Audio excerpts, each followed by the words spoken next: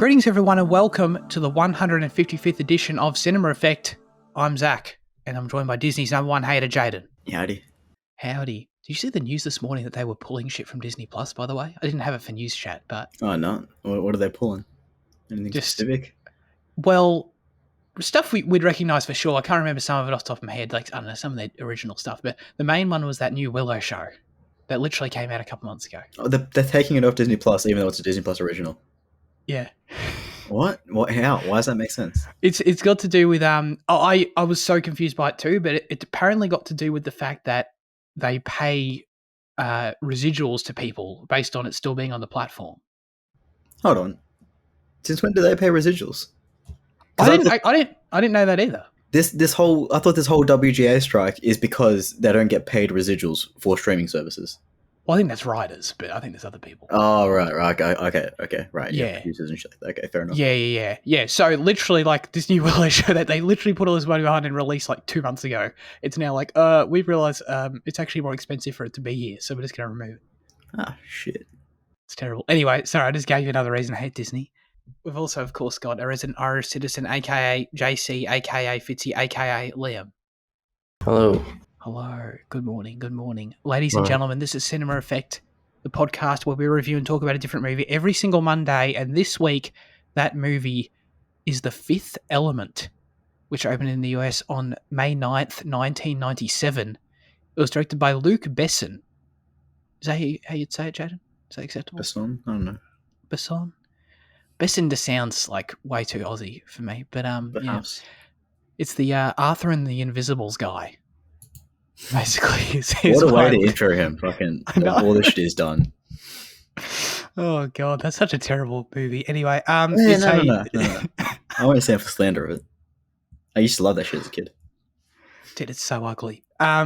It's a this movie. Sorry, The Fifth Element is a sci-fi adventure film, and the synopsis says: in the colourful future, a cab driver unwittingly becomes the central figure in the search for a legendary cosmic weapon to keep evil and Mr. Zorg at bay. But is there, this is me now editorializing, is there any real difference between evil and Mr. Zorg, There's no distinction, I would say.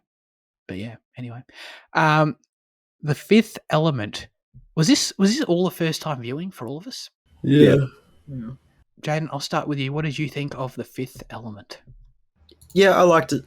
Probably wasn't as kind of revolutionary as I was kind of expecting, but I think the film's biggest task was to avoid feeling like discount Star Wars, but I think it still did fall into that trap with some of the costumes and shit like that. I really like the storytelling motif they have where they cut between 2 or 3 perspectives to tell a few lines and like exposition in a kind of creative and funny way. So like there was this there was shit to like appreciate, but like overall a little bit not disappointed in such, because it's not like I didn't like it. It's just that I was kind of expecting a bit more kind of advanced kind of sci-fi. So you had some expectations going in. I mean, you nominated it for the poll. Okay, yeah. I didn't know anything about this movie at all. Big bada boom. big bada boom.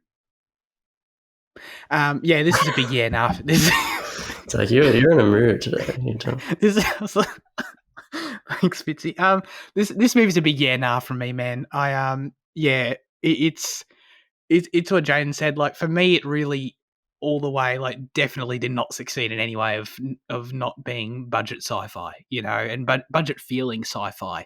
And that's the thing. Like, this film, I'm not discrediting any of the visual effects work that was done on it, but like, this was not a small budget thing at all. This was one of the $93 million budget. Had trivia here that it's the biggest visual effects budget for its time, And hey, New York, that sequence in the taxi, like that looked really good. Like, no doubt, shitloads of effort went there. I'm not discrediting that, but overall though, it just feels discount. I would say the entire aesthetic. Like James already mentioned, the costumes, absolutely. That's just one element of it. And it just cheapens the whole thing for me. I really couldn't get into this. It's not terrible, but I don't know. I like to think and and that's only talking. I was only talking about aesthetics there, but outside of that, like I don't know, story, character did nothing for me. I like to think I get its vibe. It's cheesy and over the top for sure, but I don't know. Even if that is sort of your thing, that's cool, but it's not for me. You know. I think Chris Rock's character really nails down that this is the vibe that you should be expecting from the entire film. Like if you had any doubts that it's meant to be kind of goofy, like Kevin Hart's character really. It was sorry, Jane. It was Chris Tucker. It was just to clear the record. Did I say Kevin Hart? You said Chris Rock. Oh fucking hell, man! Fucking hell! They're all fucking Kevin Hart, Chris Rock. Fucking hell, what? Huh? No, it is actually understandable that people confuse them. They have definitely a very similar voice. Which one's the fucking zebra from Madagascar? Chris Rock. Fucking hell, man. That's Rock. That's so funny. But no, you're 100% right about him, dude. Oh my god, we're definitely gonna talk about him. But Fitzy, what did you think of The Fifth Element? Yeah, I really enjoyed it. I don't know. It was really fun. It was really colourful. Mm. Yeah, I don't know. I really don't have much to say about it, but I just had a good time, you know.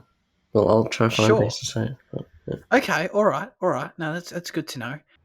There was some interesting sort of trivia about that side of things that you appreciate out of it. I don't think. Hang on, did I get this one?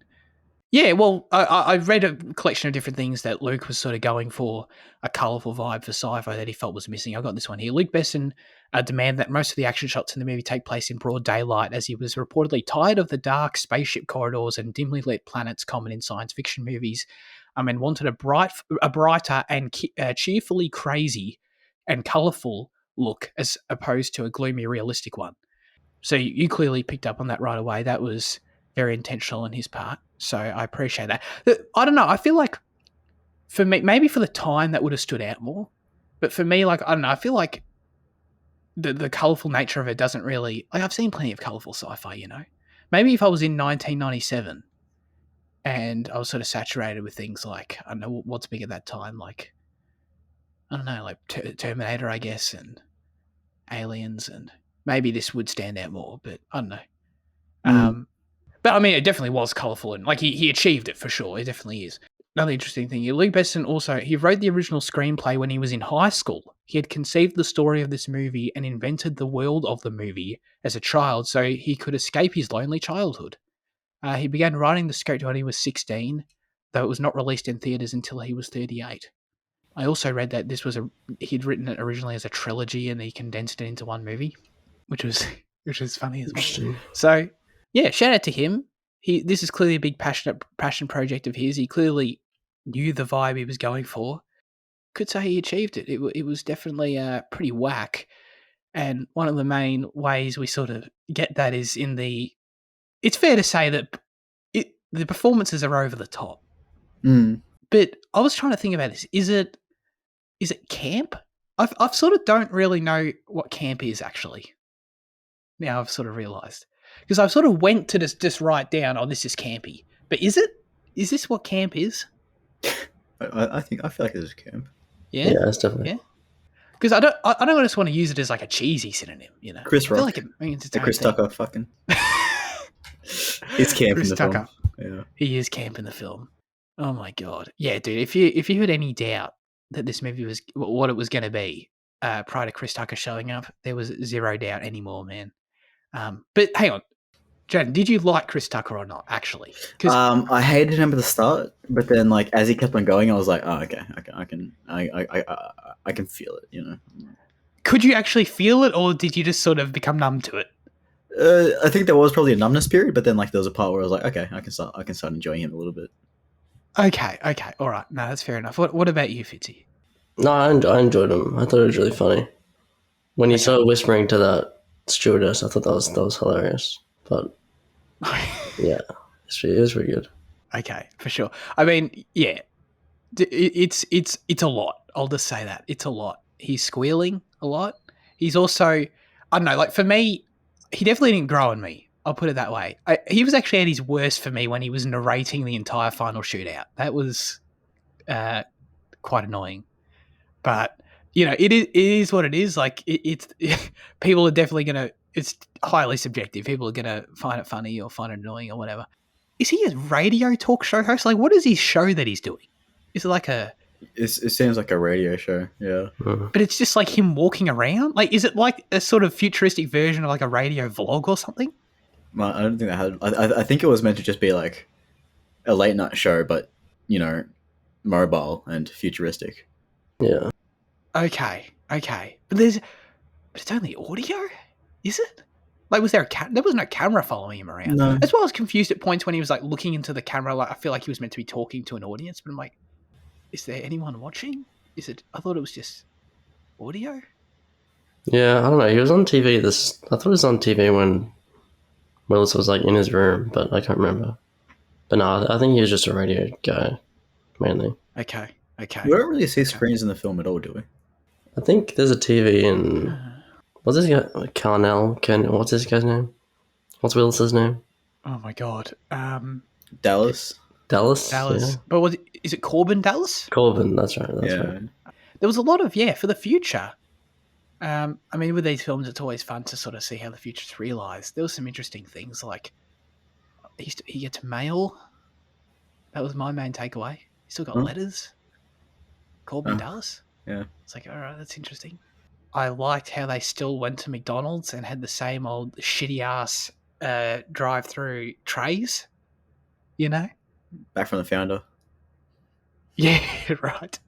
I don't know. Like, I was sort of like, I don't know. At this point, do McDonald's not have better like floating contraptions to be able to transport? I don't know. Is there not another way in 200 years? Surely I'll be able to have my takeaway McDonald's handed to me in my car. You know? But the whole thing's like a blending. Like they've still got kind of ticket booths and stewardesses and shit like that. Like it's not like there's a few odd things left out. Like the entire film is blended with like dated things and future things.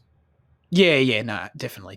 It's deliberate. I actually like the inclusion of the McDonald's thing. I like all that. But and they even do I love when they have the thing where they put the meal in the microwave and it just appears like 1 second later as a whole dish. Oh yeah, that's always fun. I always enjoy that. Actually, that's pretty cool. One of the movies that's in Spy Kids, isn't it? Is it in does Back to the Future Part 2 do that? Oh yeah. I think it does. The future, yeah. Spy Kids, yeah. When are we going to do Spy Kids, guys? Come on. Never doing Robert Rodriguez, man. Oh, yeah. You've got beef. Okay. We've got the Chris Tucker opinion. That's good. Let's go back to the panel for Gary Oldman as this man, Zorg.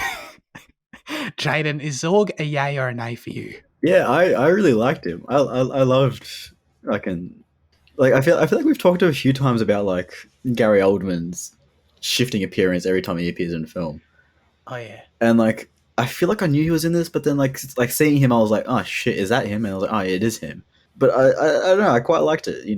Like I think it's once again one of those things that you have to kind of get into for like the I think it's easy to see portions of this film and think Blade Runner, but then you just have to realize it's not. Like, especially with the cityscope, but like, and like Mr. Big is meant to be not Mr. Big, like, what you call his name? Who's Mr. Shadow? Is that what you're talking about? No, what's fucking Gary Oldman's name here? Zorg. Fucking, where did I get Mr. Big from? But I think you can draw comparisons between him and like the cunt from Blade Runner, but like in terms of like just like kind of status, but you have to realize like it is very different, like kind of vibes overall, and I think if you can attune to that, then you can enjoy Gary, because I enjoyed Gary. Okay, you enjoyed Gary. Did you enjoy his accent? Yeah. Oh, yeah. Doing something from like this is definitely going to sound prejudicial, but to me it was just like, I don't even know if this is factually the case, but I just thought, oh yeah, he sounds like he's from Kentucky, no offense to Kentucky, but I reckon that's what that Kentucky's accent was. a little far off for that accent, isn't it? I think you have to go. I think that's even more south than Kentucky. But You have to go further. Deep Okay. south. But Okay. I wasn't expecting that accent at all. But it was great. There was, for sure, of course, what's her name again? Milla. What's her name? Oh my god. Jovovich. Jovovich doing. I thought it was. She was doing a made-up language. Yeah, I always thought it was like Jokovic or Jovic. Yeah, it was Jovovich. It's Jovovich. Yeah. Okay. All right. Well, she was doing her own language this entire time. So good for her. I read the trivia that they invent. Wait, did I write this one down? They invented the entire language. Oh yeah, here it is. The divine language spoken by Lilu was invented by co-writer and director Luc Besson and further refined by Miller, who had little trouble learning and developing it. They apparently He had little exchanged. trouble. Yeah. Oh, Who wow. had Miller had little trouble learning and developing it. That's what it said. Truly the perfect being. Mm. Yeah, exactly. That he, Luke, and Miller held conversations and wrote letters to each other in this language as practice. By the end of filming, they were able to have full conversations in this language. That's nuts. So shout out to them for laying the groundwork for the work of Game of Thrones and other invented languages. You know, it all started here. Sorry, I didn't mean to actually get off Zorg though. But so is he? He's the head of a corporation, is he? Yeah, like Wallace. Wallace is what I'm thinking of from Blade Runner. Oh wait, no, hold on. Is that Jared Leto? Yeah. No. Who's the fucking I know exactly who you mean. oligarch from the first one? I can't remember his name. Oh, Yeah. fuck. Wayland. Wayland. That sounds right. Yeah, Wayland Corporation, yeah. No, that's from Alien. No, wait, that's Alien, yeah. Yeah. Oh my god! But it definitely felt like a play on that. Yeah, I keep on for distracting sure. you. Yeah, from fucking. It felt like a play on that, 100%. But I just didn't. I feel like this movie's plot is so simple, and yet I really don't understand it. Actually, so like Gary Oldman, I meant to believe at first like he was just doing it because he's a monster and for profit and whatever. Because he had this whole argument about how like, oh, it's good for the economy if like I don't know what he was saying, to be honest. He's talking in circles. He was making the argument it's good for his profit, basically, if this shit goes to crap, if the world ends up in a disaster, because it's good for labor and stuff. But then later on, like there's this figure, Mr. Shadow.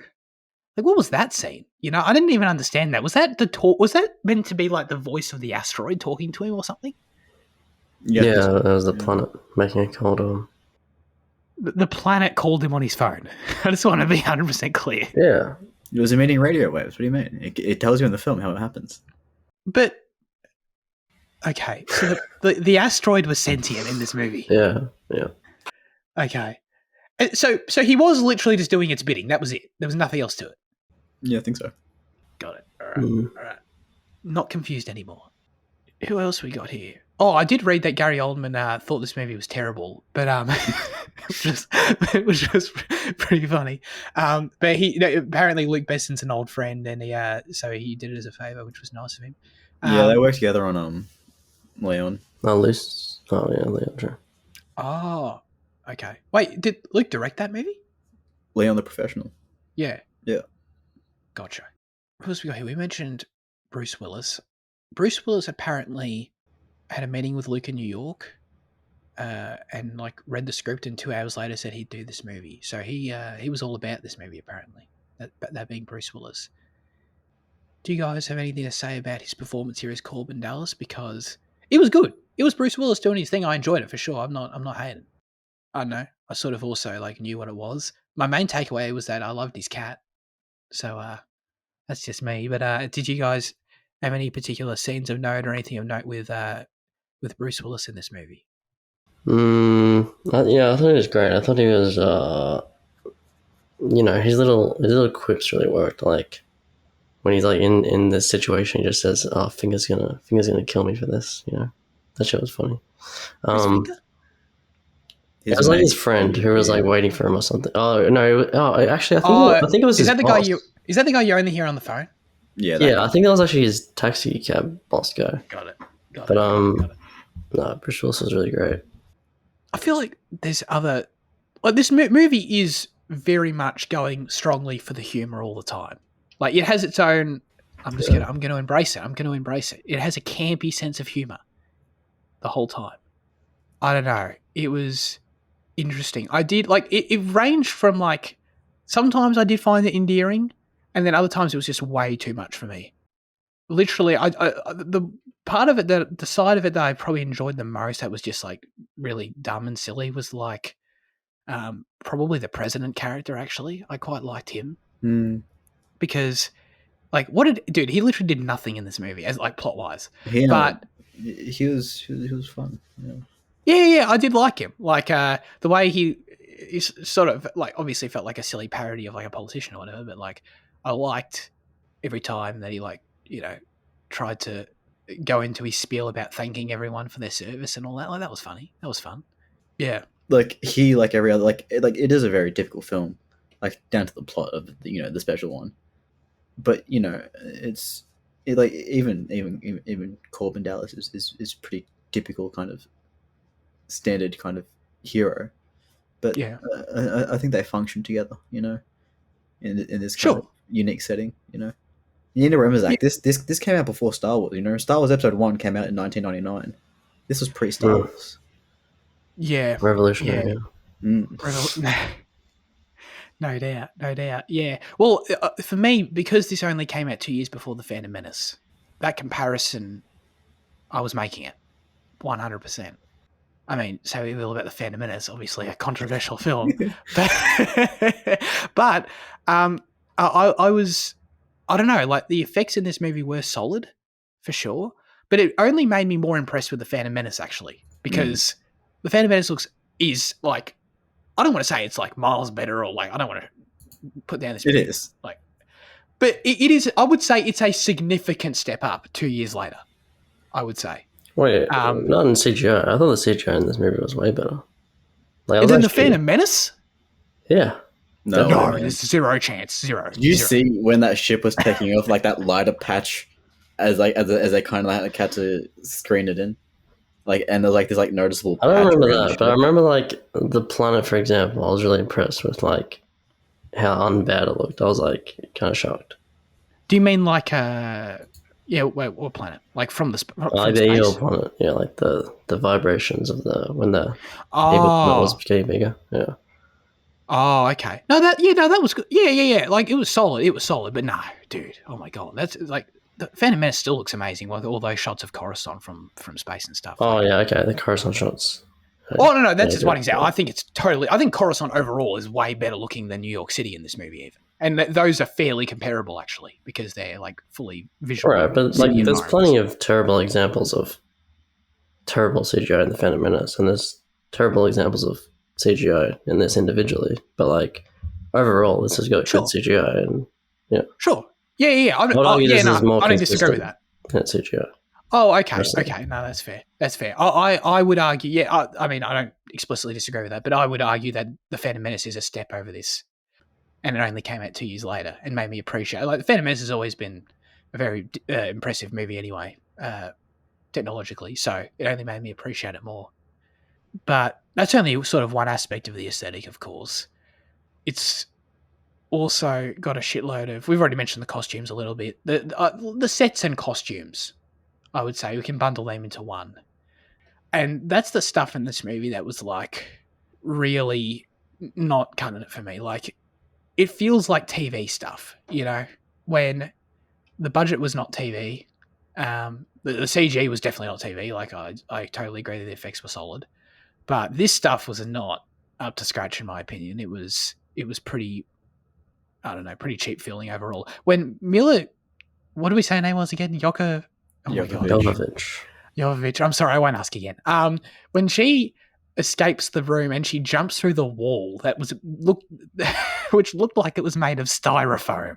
I'm like, oh my god, this shit is unbelievably cheap. So yeah, I don't know. The movie aesthetically didn't really do much for me in that department. I guess the other main sort of standout there would be like the alien designs. You've got the main two who are like I wrote down what they're called, like the pig-looking people. I think they started with M, right? Yeah, they did. Mangalores. Oh, yeah, that sounds about right. Mandalorians. No. These guys, the Mangalores. And then whatever also the other main species was the ancient one. The weird steampunk-looking dudes. Yeah, right. They were sort of the main two that were alien species that were getting around in their full prosthetics and costume and stuff. And I don't know, I thought they looked pretty cool. I don't know about you guys, I was actually kind of impressed with how well the Mangalores moved. Like in some of the action scenes, like they actually had a fair bit of movement in them, actually. I was like, they didn't look awkward. And even when they spoke, it was actually okay. So I was actually okay with those guys. But I did find it funny when the ancient dude at the start, like his whole thing is that he couldn't make it out of the door in time. because it looked like no one could move in this costume. Like the whole time, I like how they were first shot because it made them sort of look intimidating and stuff when they were first like hiding their face and stuff. But the second you see them fully, they're just like awkwardly shuffling around and can barely move 2 meters. So that was kind of funny. But I don't know if you guys liked those two particular designs or what they did for you at all. Yeah, I like all the designs and the set designs in the movie, the costume designs. I think it's, I don't know, it's very lively and just practical and good. I don't know. I like even the awkward movements from the guys that you saw. It was kind of, it felt like that was just the way they moved. Kind of like they incorporated that into the movie. But yeah.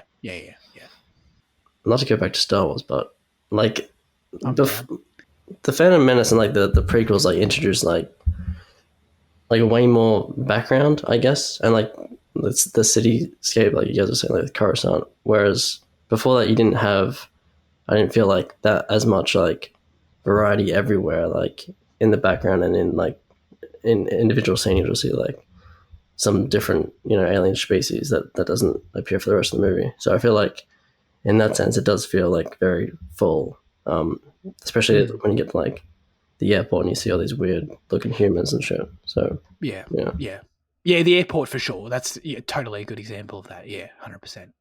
I quite like just speaking about like the settings and like kind of shapeness of it. But I quite like it, particularly the airport. I like how it's just like this kind of, you feel like it's just this simple warehouse that just has dressed up to have a bit of shit down the back, the ticket booth, and a bit of shit on the sides. But I don't know. I just kind of like it. I don't know how to describe it. Because it does feel like a day technique, like even dated for the 90s, in the way it's presented. But like I don't know. It's just nice. It felt real. It felt like a real location. That one. I did. Okay. The airport. I thought so. I thought it was pretty good. The ticket booth where like they all go up there trying to pretend to be Corbin. Yeah. Oh. Okay. Fair enough. Yeah, I liked it. Yeah. I mean, and one thing I actually do think was a really, I don't know if Luke intended for this, but like that was sort of a nice bit of an inclusion in the world that was like, in my opinion, actually kind of dark. But I don't know if he meant it this way. But it was the inclusion everywhere on the walls of the yellow circles where you have to put your hands when the police come, And everyone had it in their apartments, which I took note of.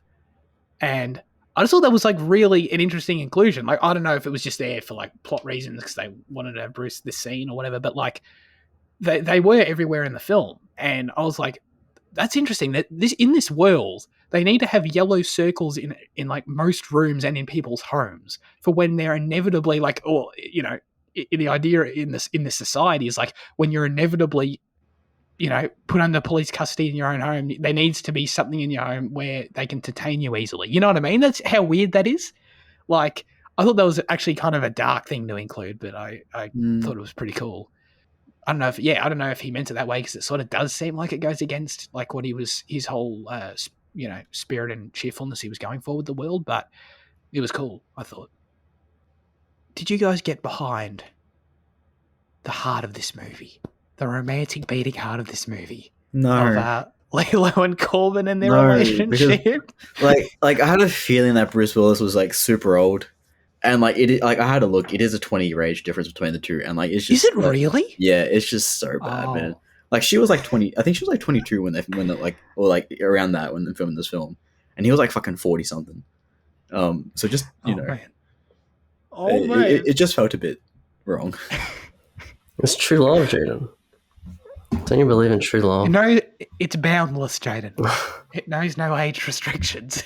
I actually didn't know that. I wasn't so concerned with that because I don't know. Maybe to me, like Bruce, I guess I thought Milla was older and Bruce was younger. I guess than that. So that didn't even really bother me. It didn't stand out visually or anything. It wasn't like weird to look at. Like that's a whole different thing. But I definitely didn't care, and I definitely almost did vomit after it took him like 30 seconds to finally say at the end, because I love you. And I'm like, oh, fuck me. I'm sorry. But yeah, that was there was not much progress and effort put into that throughout the movie. I would argue. I think it's still like it's a super weak part considering how integral it is to the story. Right? Yeah, 100%. Yeah. I mean, yeah, like the main elements of the actual story are that, and obviously how it plays into the world ending, stuff, which Yeah. you've seen before as well, of course. I love when she typed in war and then she got sad. And then she didn't want to save the world. That was great, man. But like, I just enjoyed that so much, yeah. But like for real, or like because it was funny? Oh, both. I don't know. Okay. Which is great.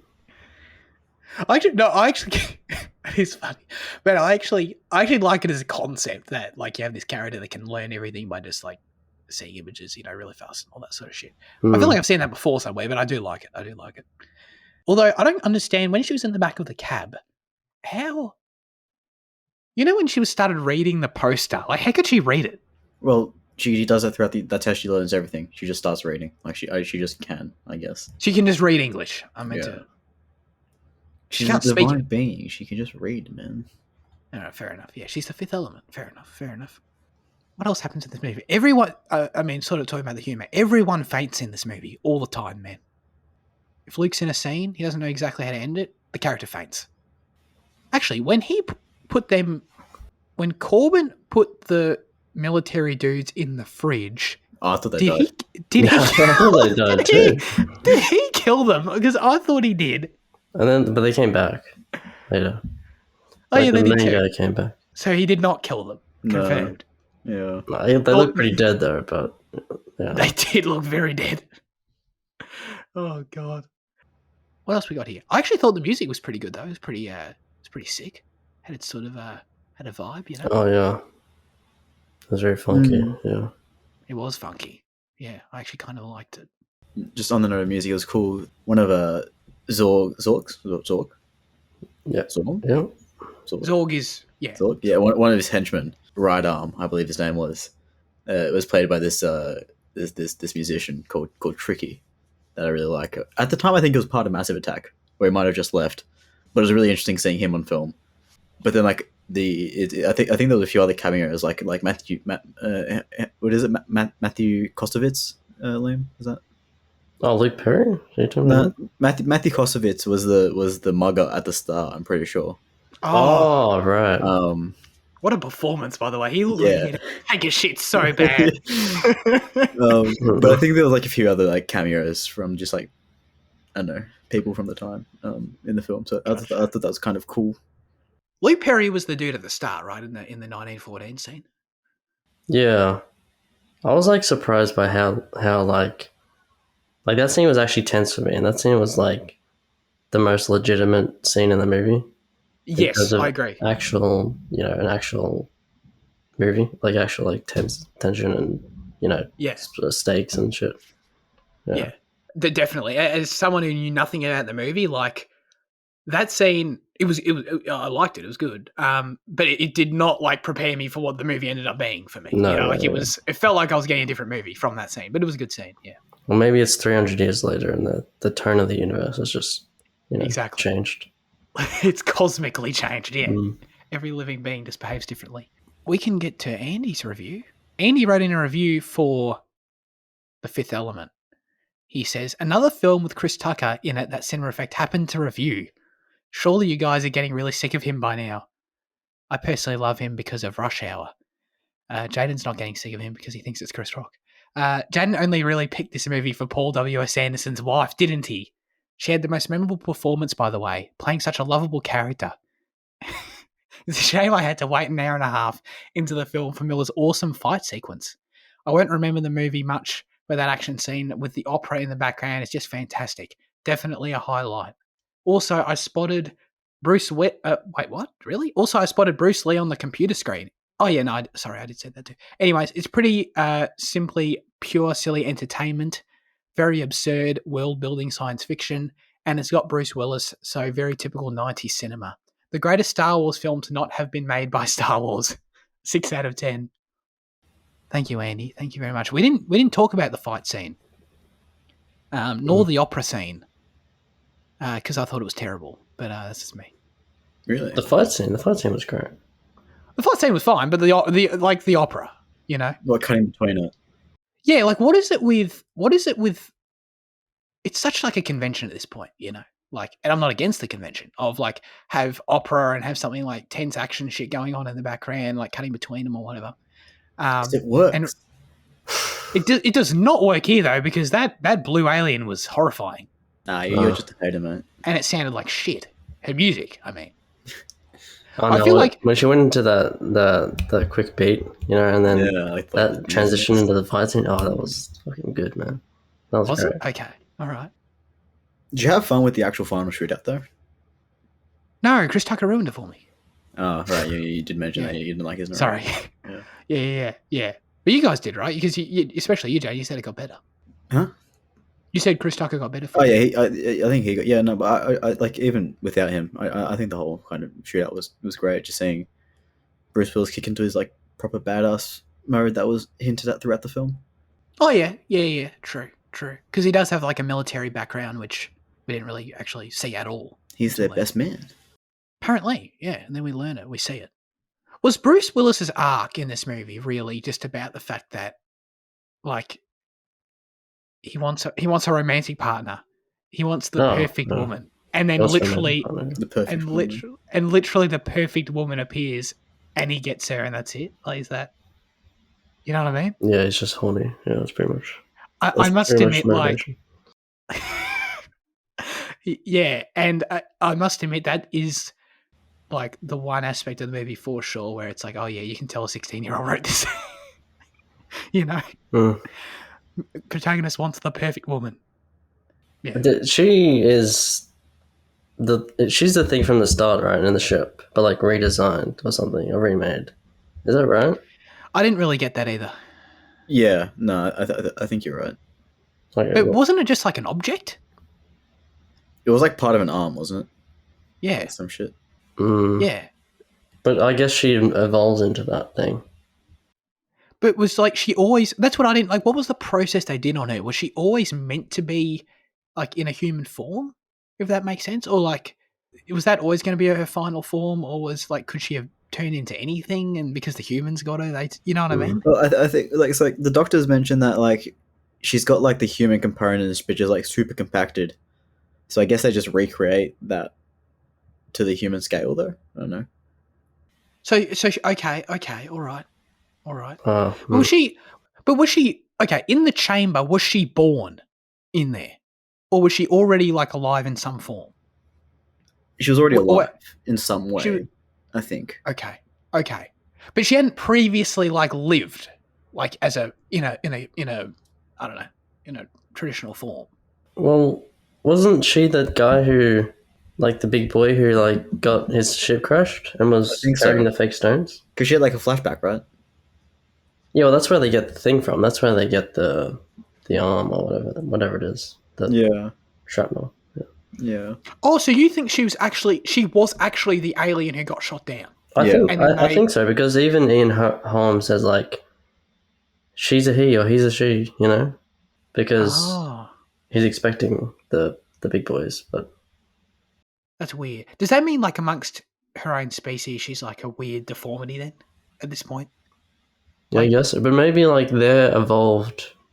Like in 10,000, 100 years, she'll look like that.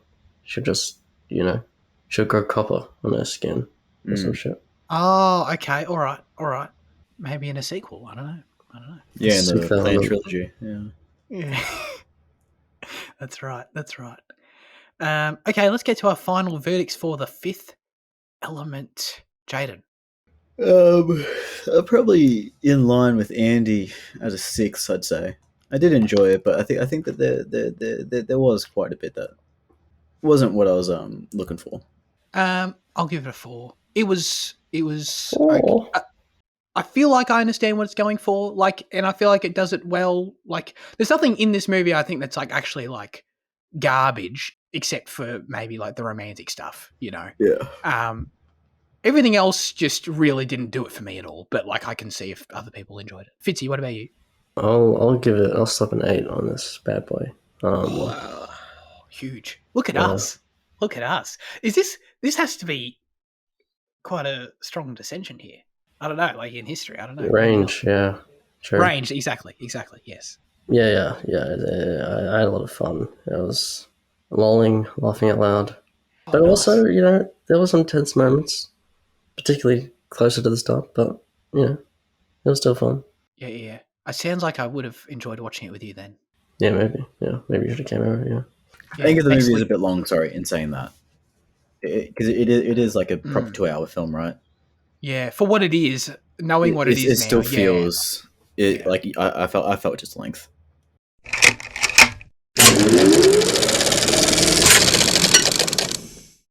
Okay, let's get into news chat. Huge trailer week. Very exciting. Let's not waste any time and get into Killers of the Flower Moon. We finally have a trailer for Scorsese's next picture. Fitzy watched it. Tell us all about it. Honestly, I don't know. It's interesting. I'm maybe like a little bit disappointed. I don't know. It's Okay, not. Okay.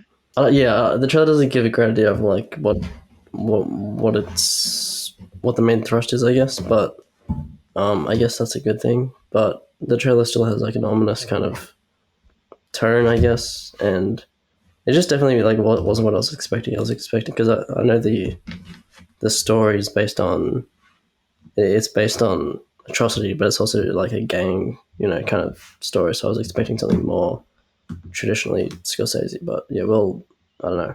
I'm still excited to watch it, and we'll see. But yeah. Yeah. Okay. Interesting. The movie's gonna be like 3.5 hours again, isn't it? I think. Oh, is it? I don't know. I think so. I think it says that on IMDb. So. Is that this year, right? Yeah, I think so. Did it have an actual date, Fitzy? Better be good. And it is a period piece, right? October, 6th of October. Okay. Yeah, well, it's based on a true story. But when's it set? 1920s. Awesome. I'm looking forward to it. Let's switch to Jaden and go to Five Nights at Freddy's. This, I mean, if we've been waiting a long time for fucking Killers of the Flower Moon, we've been waiting way longer for fucking Five Nights at Freddy's. I guess. This movie is proper fucking missed the boat, but like I guess like there's still a pretty decent crowd for it. Is there? Is there really? I reckon there's still this new generation of kids that are fucking playing the recent ones and going back and God. And it's like because you know how like even last year there was that super popular one called like Poppy Playtime or whatever the fuck. That's like in the same vein, but like it was like just jump scares in like a kids center. So like it's not like the genre is dead because like there's constantly shit that's similar to it being evolved. So I'm sure there's constantly things. I was actually I really like the trailer. I don't know, like it's exactly what the first game is. You know, you're a security guard and there's you need to survive the night because the bears are trying to kill you. Animatronic bears, not real bears. I don't know, it just seems kind of cool, kind of vibey, kind of fun. Probably be a shit experience in the cinema if there's going to be like young kids, but Oh, that'd be awesome, actually. Well, awesome. Like to have all these young kids like freaking out. That sounds funny. Yeah. I don't know. Like it's something I'm keen to watch for sure because of what it is. But like yeah, it'll be interesting. Okay. So is it live action? Yeah. Okay. And does it have budget vibes? Because yeah. Okay. All right. I actually don't mind that for this. Like Matthew Lillard, that's right. Shaggy is in it. Josh Hutcherson's in it. And then a bunch of people I don't know. Very interesting. No, it's a Blumhouse production as well, which is always nice. Oh, yeah. I'm not surprised by that. That makes sense. Very good. Okay, let's switch back to Fitzy and go to Mission Impossible: Dead Reckoning Part 1. Oh yeah. It was a very good trailer, but I have more to say about it in the question of the week, actually. Not that it's my favorite trailer, but okay. Yeah. Okay. I'll get back to it. Okay. Understood. Did this trailer? I will just ask you though, while we're here, did it show too much? In your opinion? Yeah, it showed too much. Okay, because that's why I didn't watch it. I thought the first trailer was awesome, but I just I felt like I was already seeing a bit too much, so I just backed off this one for sure. Okay, very good. We'll go back to it then. To Jaden, the creator. I had no idea this was a thing that was happening, but it looks good. It looks like just good original sci-fi. The plot doesn't seem Sorry. Yeah, no. Keep going. The plot doesn't seem original in that it's a badass dude taking care of a kid.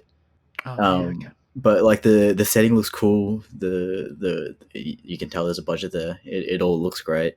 Yeah. John David Washington, I'm always here for, obviously, and Gareth as well. I'm always here for, because obviously Rogue One is a major touchstone. But yeah, his other film before that, Monsters, I think it was.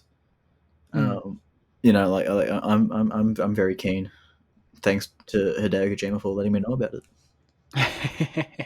Yeah, I just saw the poster, and the world and the aesthetic looks awesome. It looks awesome. I saw it was something to do with like a post-apocalypse but like after humans have already like fought AI for some time or something like that. Yeah, Which sounds dope. So yeah, I won't watch the trailer just because it's a fresh concept, so I'll just go in. But yeah, super cool. Gareth finally showing up after years, by the way. So hopefully he shows up with the goods, you know.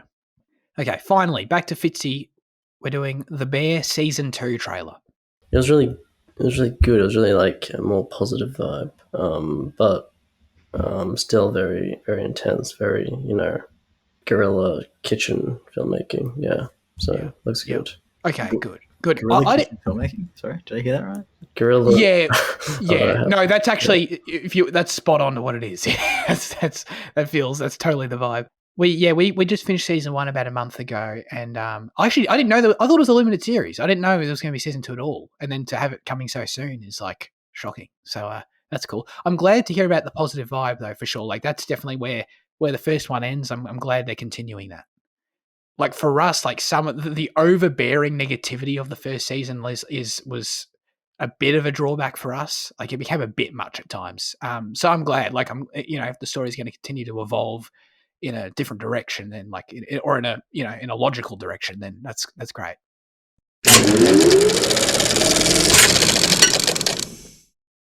Now it's time for our highlights of the week. Jaden, what have you been watching? I guess the only thing I've watched is The French Dispatch. This was viewing in preparation for Asteroid City. I hadn't ticked it off my list yet, considering it came out in 2021, and we were talking about how excited I was back then. It's strange that I've missed it till now. It's probably his weakest film, just in my opinion. It kind of just tells these three vignettes, these 3 stories from that one paper that the film's about, and like there's nothing wrong with there's nothing like that he does differently. It's just that I just don't think it's quite as effective in what it's delivering. I think Timmy's great in it. I think what's his name? Benicio del Toro's great in it as well. And then obviously his usual cast of characters are all fantastic, and like the stories themselves are, kind of cute, kind of fun. Especially the Jeffrey Wright one. Jeffrey Wright? Bernard? Is that? Yeah. Yeah. Okay. Yeah. Cool. Yeah. His one's pretty fun as well. But it just doesn't deliver the same emotional impact that I've felt from almost all his other films. All his other films, in fact. I think it's missing that emotional core. And while there is that kind of emotion that it delivers within each story, it doesn't have that kind of overarching one that I kind of want. I know. Okay. Yeah. Okay. So it sounds like it was a pleasant, very well made watch that just was lacking a little bit of something. Yeah, a tad bit of something. Yeah. Tad bit of something. Okay. 7 out of 10. Gotcha. Yeah. Have you seen any visions yet, Jaden? Sorry. I've seen 7 of them. Oh, awesome! Okay, great. Yeah, I smashed them all last weekend, and I thought overall, as an average, I liked them better than Volume 1. I really, really liked the decision to move away from just anime and explore different art styles, because that already just added so much more variety to the series for me right away. Like, it's one thing to click on the next episode and not know like what kind of story I'm going to get, but I found it much more enjoyable to like get a whole different art style and a whole different process in studio, the next one. Because I mean, obviously they were all different studios the first time, but like they all sort of, I mean, the Jewel had a unique look, but most of them sort of just look the same to me. So this time, like clicking the next one and seeing it's all claymation, I'm like, oh, this is cool. Then click the next one and it's like this all woolly like aesthetic. It was cool. Like that I appreciated that about it. So I hope they stick with that for the third one. But overall, yeah, I don't know. Like again, they're all totally unique shorts, so like we can talk about aspects of them individually. But like, I liked them. We'll never rewatch them. Is sort of my main thing, I guess. I enjoyed them, but I don't know. Still, like not an aspect of Star Wars that blows me away or anything like that. So, have you seen 7 of them in like the first 7, or did you jump around? The first 7. Yeah. Okay. What's been your standout so far? What's the third episode called again? Or which one even? Oh, don't ask me what it's. Oh, I think that one's in the stars, right? With the two, the two sisters, right? Is it? I thought that came. That's later. the third one, I think. I know. I really like Screech's Reach so far, though. I think that's the second one. Yeah. Yeah. They all kind of like the first 7 stories all have this kind of thematic thing of like children, pretty much, and like growing up. That's a lot of them evolving. Yeah. I think the first one doesn't really, but it kind of has like ditching your past type of thing. But yeah, that's definitely like a very strong theme throughout this one. Yeah, 7 was cool. That Inquisitor battle was cool for sure. I don't know. Yeah, no, I've really like. They're definitely stronger as a whole as well than season 1 story wise. Yeah. Screech's Reach was cool. Like the twist at the end was really neat. Yeah. Added this whole dark undertone to the whole thing. Yeah. Really liked that one. Very good. Fitzy, what have you been watching? I watched Come to Daddy, which is this horror indie thriller thing with Elijah Wood, where he has to like his dad who like left him when he was a kid like sends him this letter and he has to go find him. And when he finds him, this house is kind of weird. It's in the woods, abandoned, cabin in the woods kind of thing. But it's like overlooking the ocean, just not in the woods. But yeah, it's just a really funny movie that kind of it takes a little bit long to get to what it's actually about, but once it does, it's really great. Yeah, like an extremely unique comedy that I haven't really seen before. That. Yeah, it was good. Okay, was it on Stan? It was on Prime Video Entertainment. Yeah. Okay. Wow. Okay. Yeah, the full extended name. TM. Yeah. Yeah. That's right.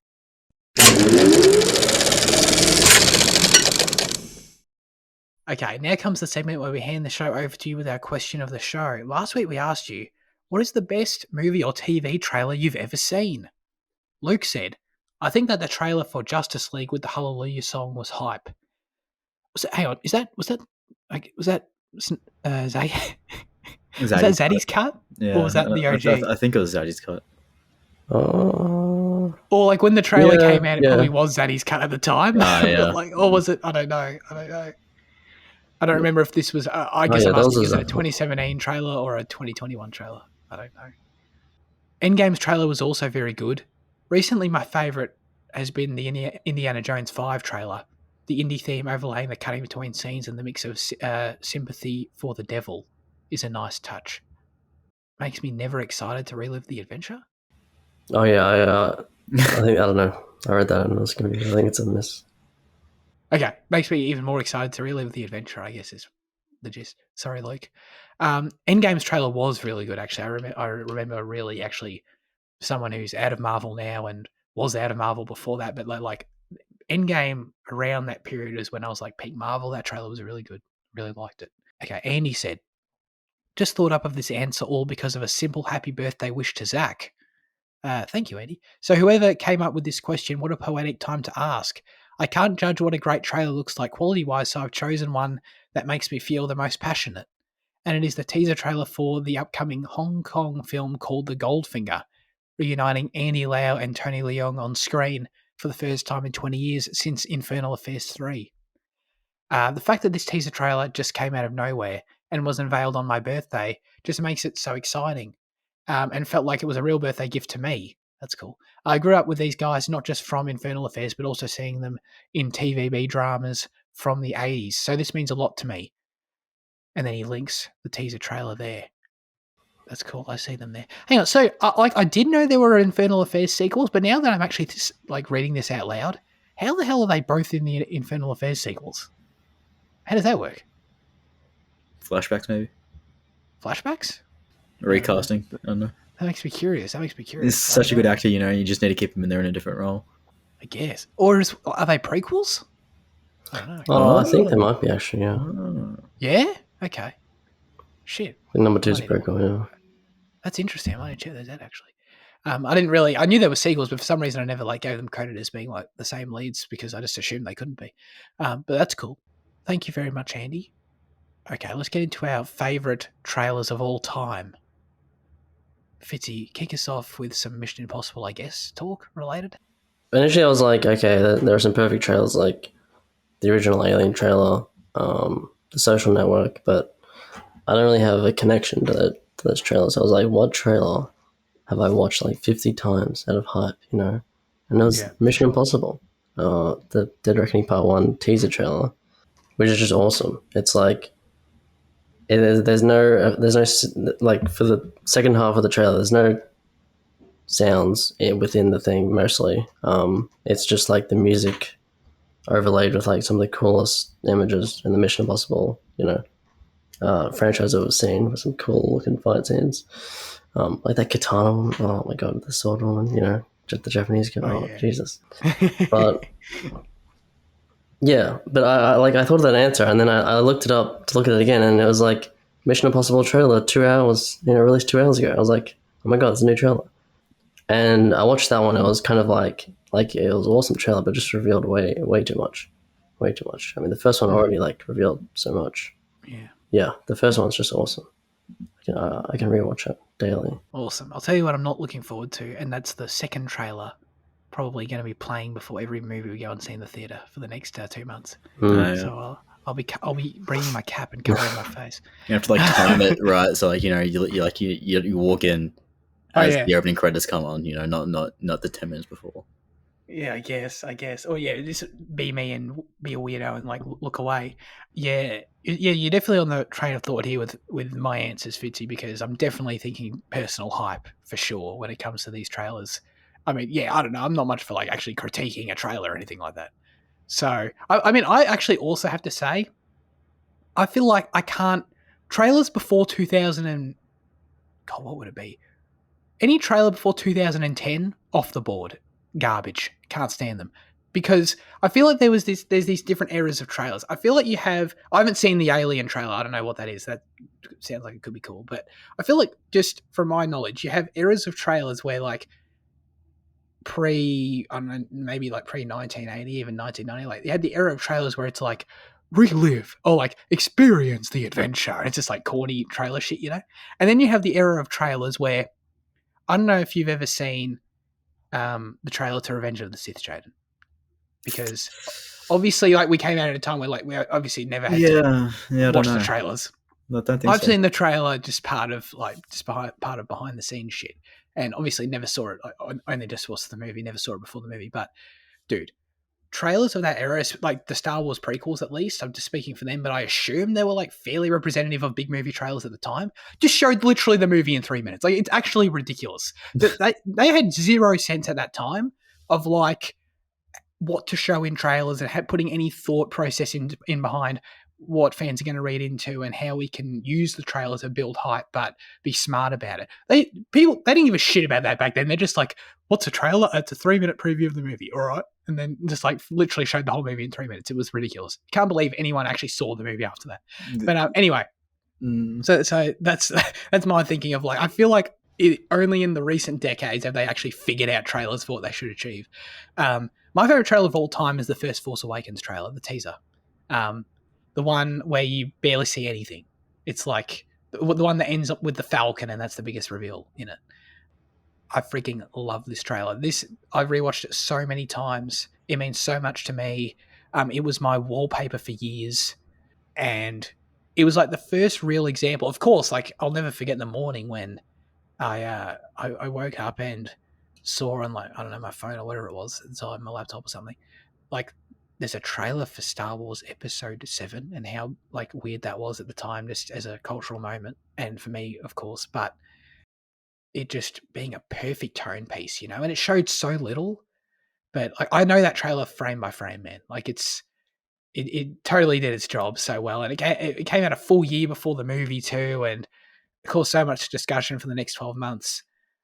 So yeah, that's one I love. But I also strangely remember the Age of Ultron trailer being really good too. I don't know Yeah, why. fuck yeah. Do you remember that one? Yeah. Fuck. Yeah. Such an awesome trailer. I'm glad you remember it. Yeah, I always, for some reason, like I wasn't even like huge Marvel at the time, but like for some reason I remember that trailer and it being like, damn, that was like really ominous. Like, and James Spader's voiceover was like really cool too. Yeah, that was a memorable one for me as well. Mm. What about you, Jaden? Yeah, that's one that I thought about, but then I forgot when I was writing down my answers. Such a fucking good trailer. Awesome, and like awesome. and like the song in the background, and it says like the "I have strings, but now I'm free" kind of thing. Oh, Yes, so yes, fucking yes. good, man. So Yes. fucking good. But then I went a bit unconventional. So I've got season 6 Game of Thrones trailer. The thing is, I'm not even sure if it's a full trailer or if it was a TV spot that only Australia got. But it's got James Vincent McMorrow's live version of Wicked Game playing on it. It's just fucking extraordinary shit. Like that's what that trailer is what got me into Game of Thrones. No interest before I saw that, Wow. and then I watched the entire thing before season 6 came out, and then I was on par with it from then. I'm sorry if that breaks your illusion that you got me into Game of Thrones or Charlie got me into Game of Thrones.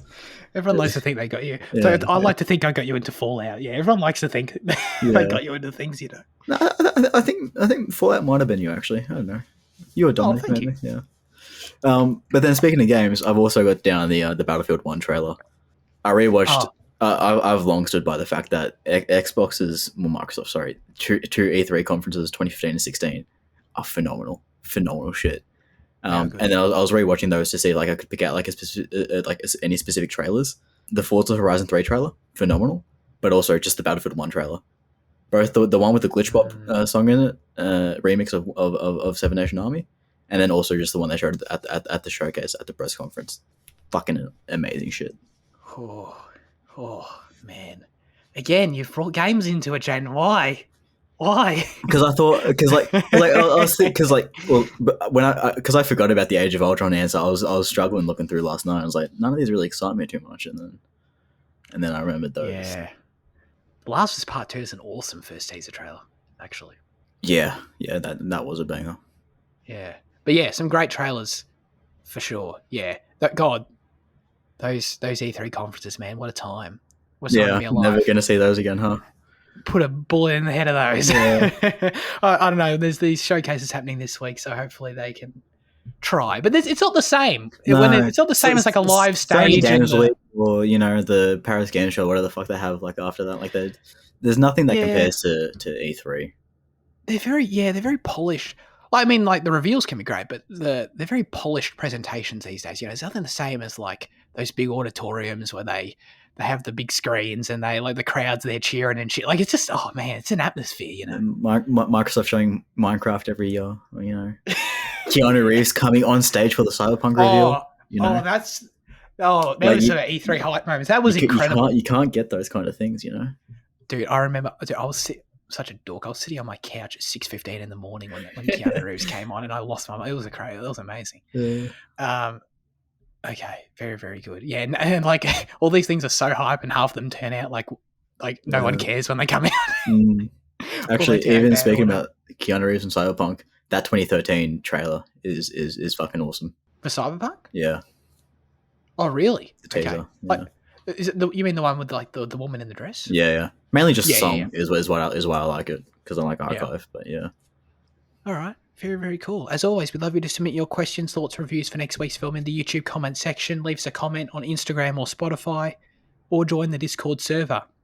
This week, we'll be asking you, what is a franchise which should have ended sooner than it did? Let us know. If anyone says Transformers, I'll fucking kill you. Do you want to create a list of banned answers, everyone? Transformers banned, Star Wars banned. Liam, what's your choice to ban? Yeah, what's your veto ban one? Scream? I don't know. But no one's watched Scream. Yeah. All right, that's it for this week's episode of Cinema Effect. Thanks, everyone, for tuning in. Fitzy, what are we doing next week? I believe we are returning to the adventure with Indiana Jones and the Lost Crusade, which is on Stan. The third movie. Exciting. Yeah. Jaden, has this sort of historically been your favourite? No, historically, my favorite's been Raiders, followed by Crystal Skull. Oh, okay. Yeah, so Last Crusade has been third for me most of my life. Okay. Historically, it's been my favourite, but Okay. it's been years. Been many years. Been many years. Is Luke coming back for this one? Is he? I guess he'll hear this and he'll give us an answer. Yeah, he'll let us know. Luke, I guess you're invited. Luke, you're invited. Let us know. But now you can't refuse because it's awkward if you do because it's on air. All right.